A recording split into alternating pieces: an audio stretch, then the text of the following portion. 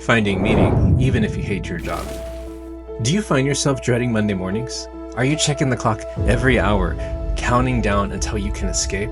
Maybe you found yourself in a job that feels meaningless, draining, or just plain difficult.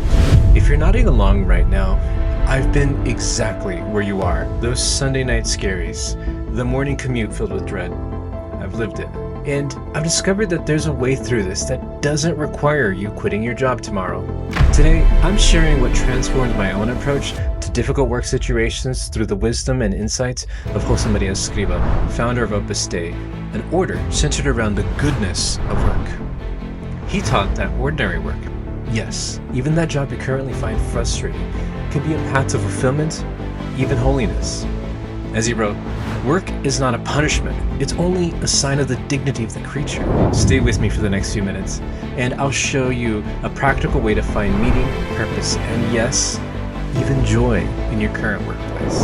I'm Chris Almanza, a career and purpose coach, and today I want to tackle this question that I run into a lot of times when people come to me because they want to find solutions to what they consider a very challenging workplace situation or just a job that they hate.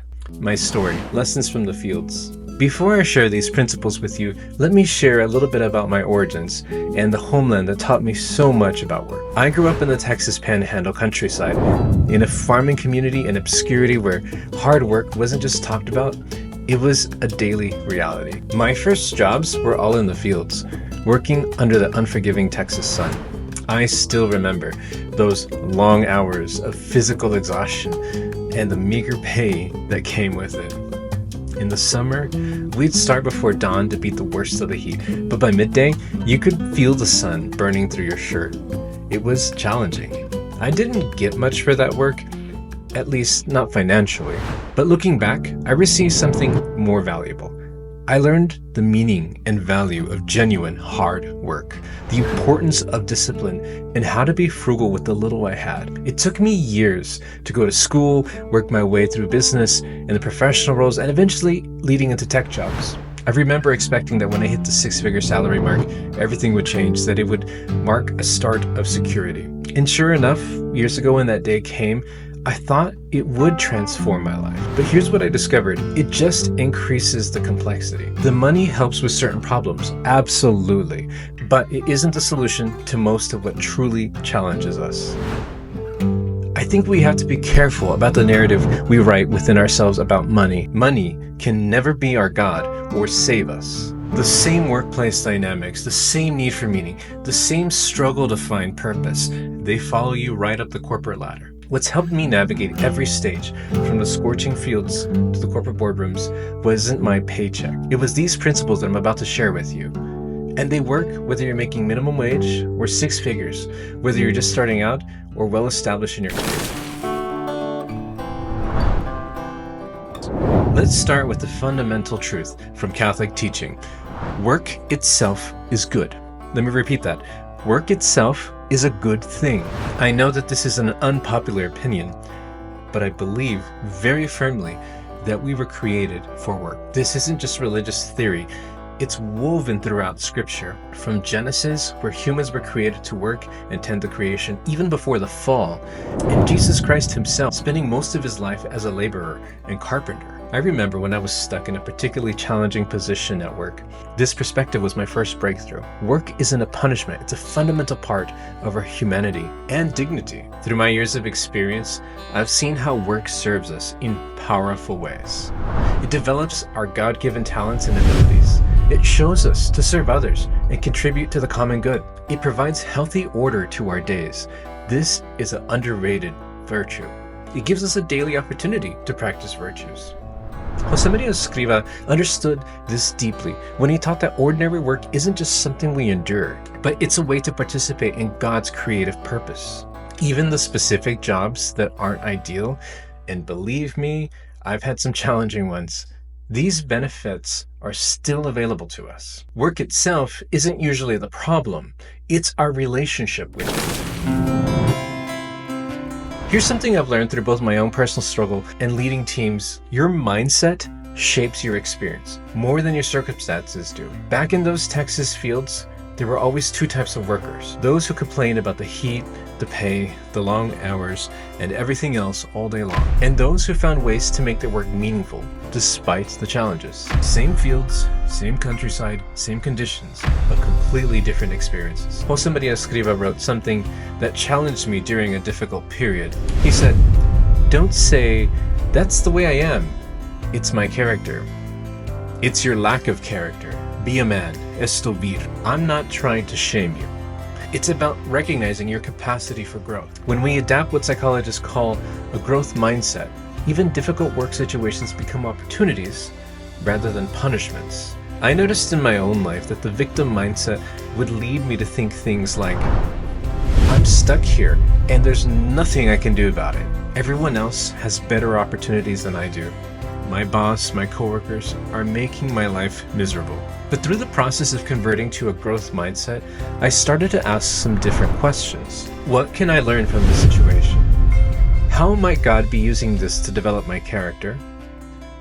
What aspects of this can I control or influence? Let me be clear, this isn't about denying real problematic or toxic situations. Your workplace challenges are real, and I don't want to minimize them. This is about not letting those problems define you or your experience or your identity. Now for something that took me years to recognize in myself. Often, our difficulties at work are magnified by our own self-centeredness. I don't want you to beat yourself up about this. It's about honest self-reflection. When I started asking myself some challenging questions, it changed everything. Am I withholding my gifts and talents because I don't feel appreciated? Do I harbor resentment toward colleagues or supervisors? Am I creating peace in my workplace or contributing to tension? What expectations do I hold that might be unreasonable? Josemaria Escriva offered this wisdom.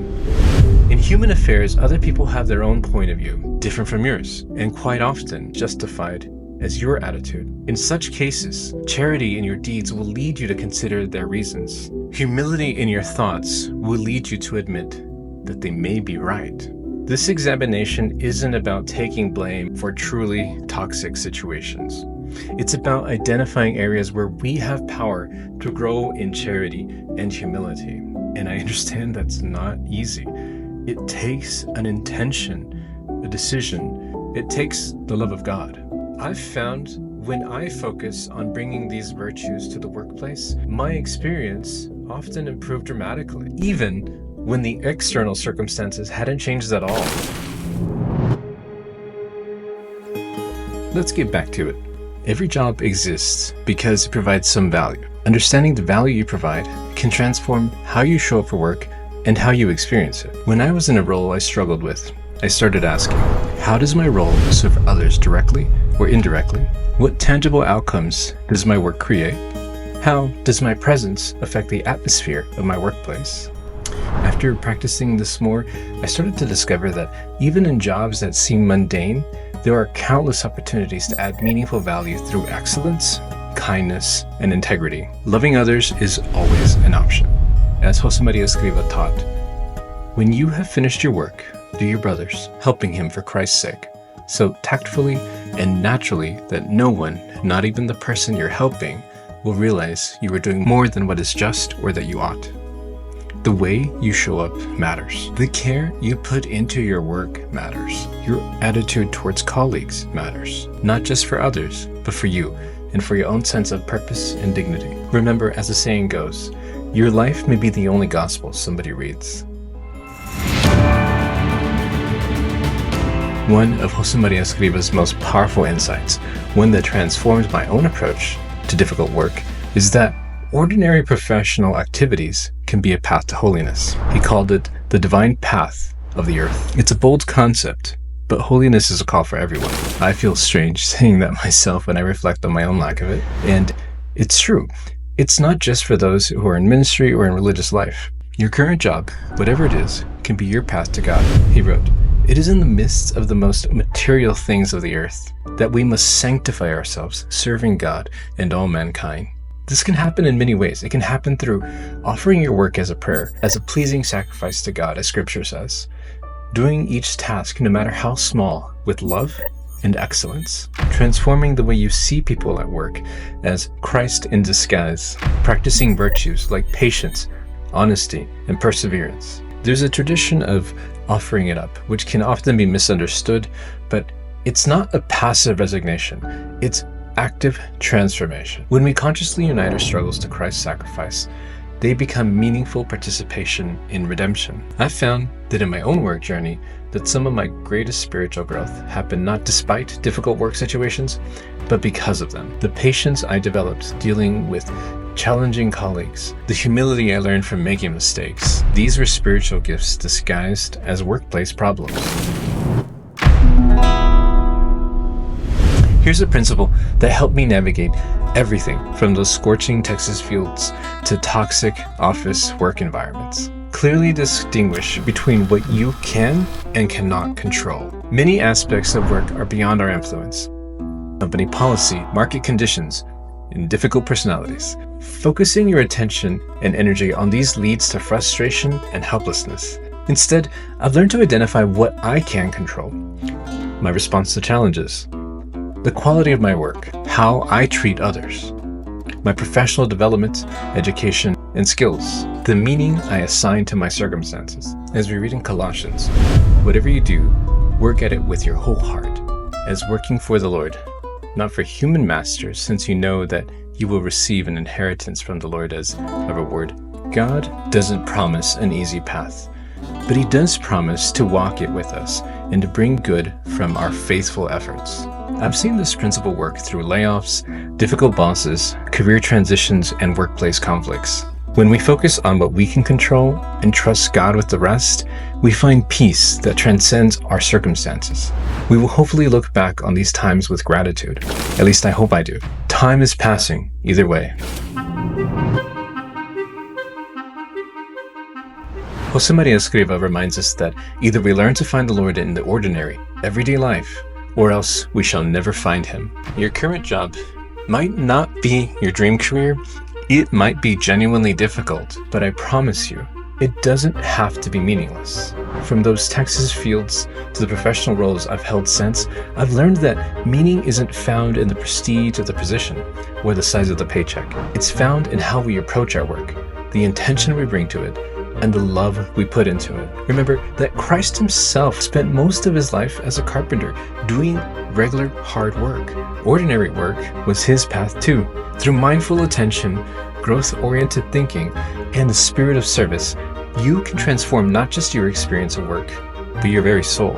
As you go into your work week, I invite you to see each task, each interaction, each challenge as an opportunity for growth and grace. Your workplace is not separated from your spiritual life.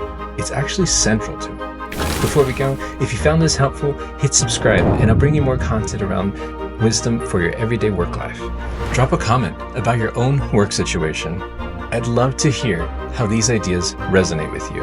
Remember, this difficult season is just that, a season. And with faith, the right mindset, and practical wisdom, you can find meaning and purpose even through the job you're currently finding challenging. I wish you blessings and success.